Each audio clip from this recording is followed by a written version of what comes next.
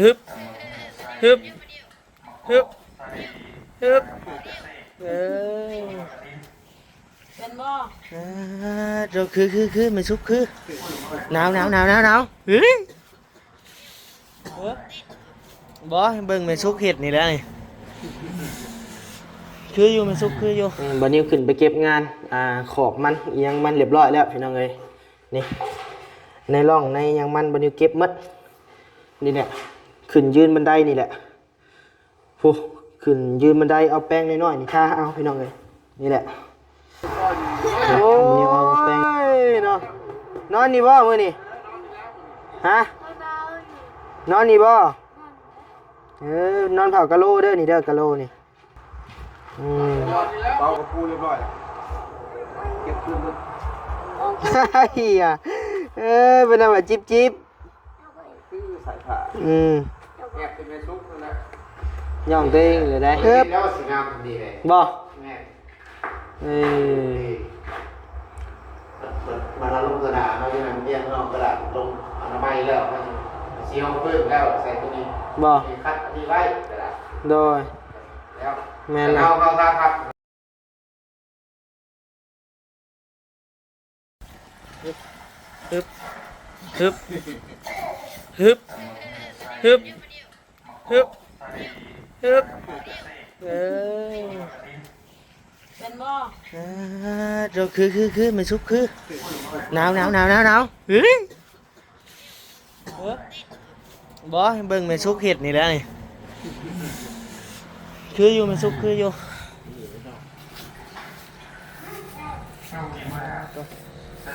หนาวเลยนี่โอ้ยเป็นเจ้าชื่อสีเลยก็บ่ถึกเนาะสีขนาดถึกว่า800ไงทางนึง800เราจะดีเราลุ้นให้เราไปทำแต่มือนะพวกเราลุ้นให้แต่มือนะพวกคือสมเชยหนาวพี่น้องเลยเนาะมาพบพ่อกันยามแรงๆเด้อพี่น้องเด้อเนาะอยู่เฮือนน้องบุญทวีสายฟ้าเช่นเก่าเช่นเคยพี่น้องเอ้ยเนาะยังบ่ได้ไปทางใดหนาวแฮงสั่นเลยพี่น้องเอ้ยเอ้าเดี๋ยววันนี้ไปเอาเสื้อก่อนหนาวสร้างหนาว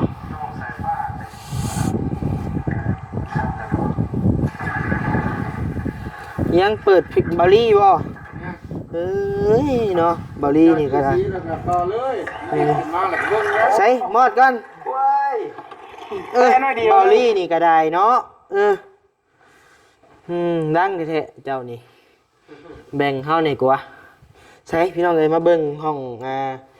ทาสีก่อนนะพี่น้องโอ้งามเลยพี่น้องเอ้ยเนาะบาดนี่ป้อบ่มีฮอดห้อยด่างห้อยยังเลยพี่น้องเอ้ยเนาะอันนั้นบัดนี้ก็เฮ็ดเป็นสีขาวแต่ว่ามันบ่ขาวปานใดบัดนี้ขึ้นไปเก็บงานขอบมันยังมันเรียบร้อยแล้วพี่น้องเอ้ยนี่ในร่องในยังมันบัดนี้เก็บหมดนี่เนี่ยขึ้นยืนบันไดนี่แหละฟูขึ้นยืนบันไดเอาแป้งน้อยๆนี่ท่าเอาพี่น้องเลยนี่แหละ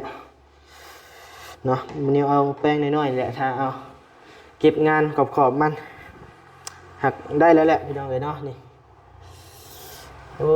บ่มีร่องรอยเลยพี่น้องเลยถือว่าได้เรื่องอยู่งามบ่บุญทวีบัดนี้บ่มีหอนห้อยเนาะเสือจำขึ้นใหญ่แท้นะเสือของแท้อะมันหนาวดิมาจ้าสบายดีเด้อบุญทวีเด้องามบ่บุญทวีมีเพดานแข็งขักบุญทวีเลยมื้ออื่นเด้อเอาหินเจียขัดนี่ออกจะมาบ่มื้อมาอยู่มาสิทาข้างนอกแล้วให้เจ้างามบ่ดีมาเบิ่งนี่ไอ้เก็บงานใหม่เลยนี่บ่มีหันห้อยแห้งแล้วบ่เบิ่งจำให้เนี่ยเบิ่งไอ้สิเก็บบ่นี่ก่อนงามได้พี่น้องเอ้ยเนาะสีอันนี้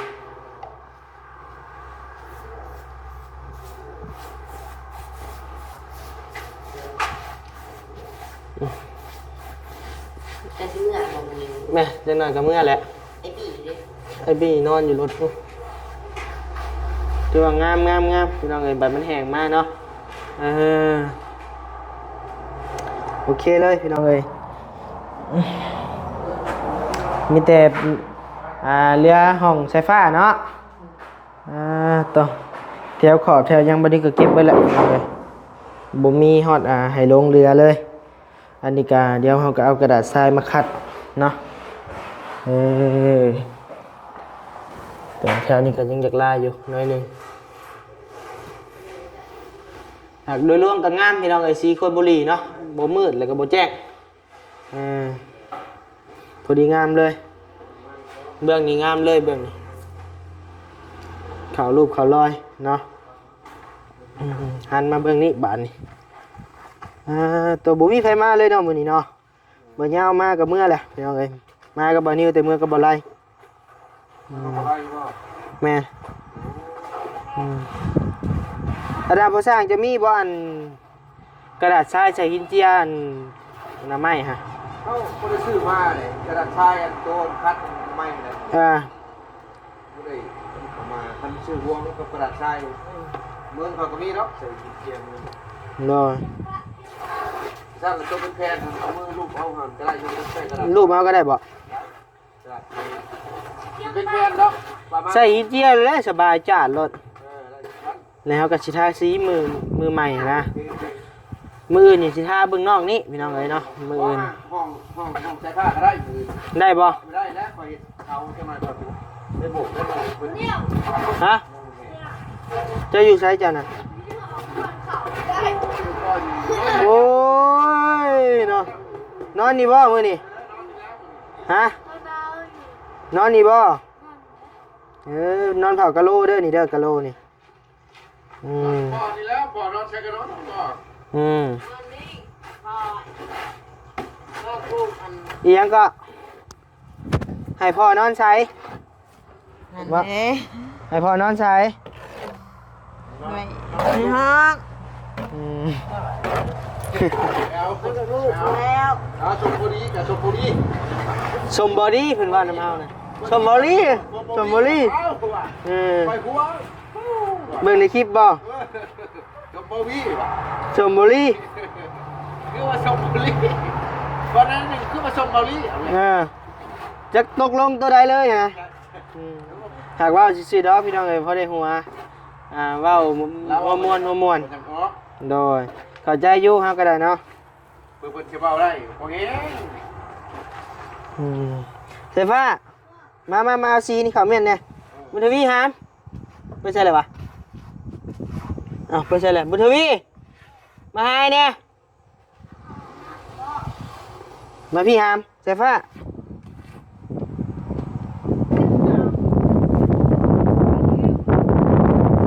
มีมานี่เม่นไงเนี่ยหนาวบ่ก่อนยังหนาวหมดมาคนชี้เขาไว้ไหมหามคนเป็นหน่อยแล้วคนพี่เอาเข่านี่ก็ได้เนี่ยมีคนนอนอยู่นี่ฮะให้นอนโบมี่บ่เอาปกไว้เด้อฮัมเด้อบุญทวีมาเอานี่ซอยเนี่ยนี่ทางนี้กับทางนี้เข้าในห้องนักเติบใดเลยบ่น้ำไป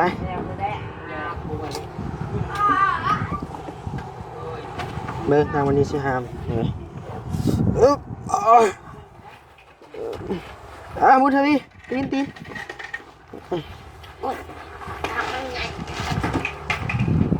โอเคนอนนี่บ่โตสินอนนี่บ่โต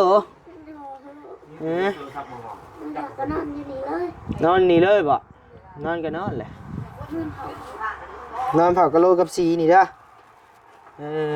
ร้องไงสีเบิ่งสีห้องพื้นนี่บ่นิ้วคิดว่าถ้าเบิ่นเฮือนนี่อาจจะบ่พออันนี้ครับผสมได้ครับผสมเม็ดเรียบร้อยเลยได้นี่ได้แต่ทางเดียวนี่ฮะ1บ่หรือว่า2 2 2 3 1บ่ น้ำสี15น้ำ15%สี20%แปลว่าได้อันนี้ หมายความว่า สมมุติว่าน้ำทั้งหนึ่งกับสีทั้งอีกนิดนึงเนาะ อืม 1/1เกือบว่าซ้ำ1/1กูได้นี่ ว่ามันโมเมนต์หนึ่งนะต้องเป็นครับที่ โดยบอลี่กับบูมาเนาะมื้อนี้เนาะ สีสามมวยต่อนะมวยหนึ่ง แม่นประมาณนั้นเอาว่ะ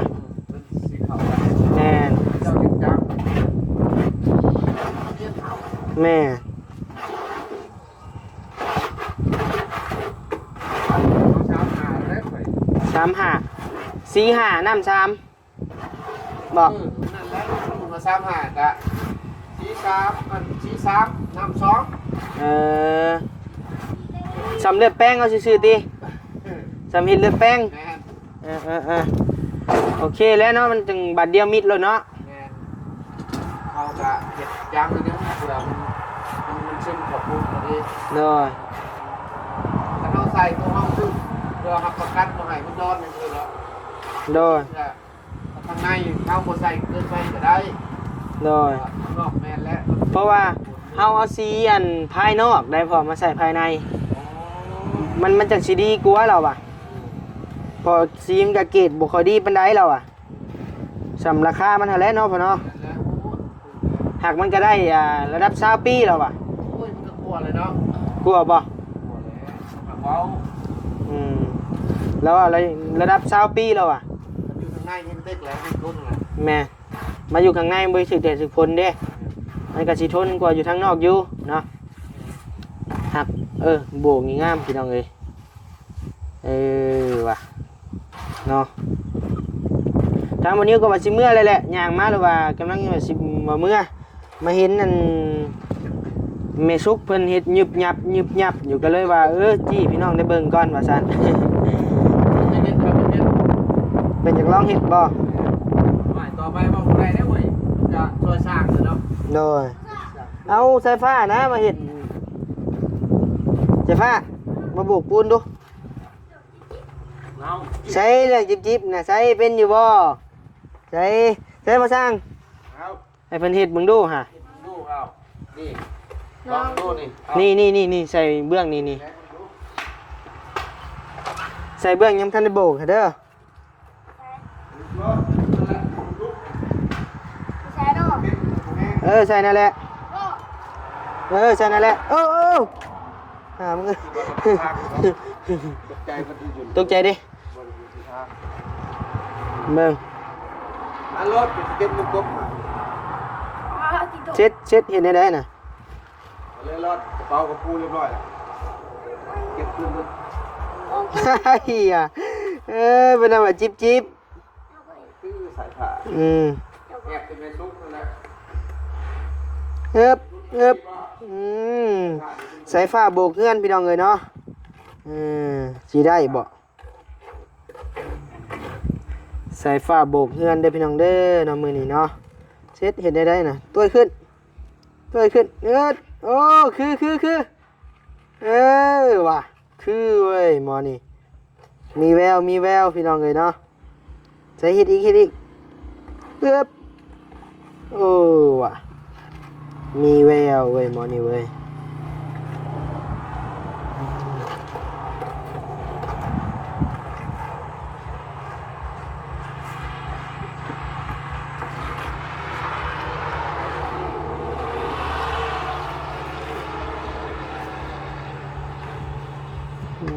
พี่น้องเอ็นเนาะเดี๋ยวเบิ้งบันนี้สิพาไพ่แจ้งเข้าไปเบิ้งห้องบุญทวีก่อนใช่พอเนียนอยู่บ่จะมาเบิ้งดู โอ้มาเบิ่งกันงามแล้ว งามบ่หากจะมีลายอยู่น้อยหนึงพานะ นั่นแหละ พานี่งามเลยนี่ งามเลย อ๋ออันน่ะ แล้วดีไซน์ก็ดี เนาะว้าวเห็นเลยสะอ้อนเลยพออยากได้ใช้แป้งเฮาเนี่ยใช้คำว่าเบิ่งแจ้งว่าในบอลนี่ฮะเฮาท่าไหมกินนี่ฮะมันยังบ่แห้งนี่ มันแห้งเลยโอ้โหยังเลยเลย ป้าหวานพี่น้องเลย ให้กว่าเซียนอันนี้ย่องตัวเองเลยได้ ผมคิดแล้วว่าสิงามดีเลย บ่ แม่ เออ มันลงกระดาษเขาจะนำเรียนนอกกระดาษลงอนามัยแล้วมันเสียวเพิ่มแล้วใส่ตัวนี้ บ่ คัดอันนี้ไว้กระดาษ โดย แล้ว แม่น เอา ล่ะ ทาพัดเหมือนกันมันที่ว่าคนสิลึกห้อยสีนะความหมาย โดย เป็นว่าเขาทาพัดอะไรรู้มันก็โอเครู้แต่ว่ามันใส่สีร้าย โดย อีกรอบ2 รอบ มีแต่คัดเอาบ่ใช่ก็เอาเกียงเอาอันเกียงน่ะเราคมๆมันก็ถูออกจาดเลยแหละนุ่มๆเพิ่นแล้วพากันทาใส่วงกบหมด แล้วบาทนี่ใช้เพดานมันร้อนเลย ก็คะแนนมีเพดานให้คักพอเลยโอ้บอกเอาแล้วให้กูเพื่อนเท่าอีกคะแนนมีเพดานนี่เนาะพี่น้อง โอ้ เลย คิดว่าชุดเจ้าเมื่อไปเรียกไปหลุดอ่ะ ยังบ่เมื่อยอยู่ติ บ่แม่นคิดว่าชุดเจ้าไปเรียกมือว่าเย็นนั่นเนี่ยโอ้กูมาบอกเด้ยันชุดเจ้าไปพุ่นนะ โดย มาบอกกันว่าไปเบิ่งไปหลานคนลูก ตัวว่าเพิ่นตาบอดนะบ่ แม่น ยังบ่ไปเบิ่ง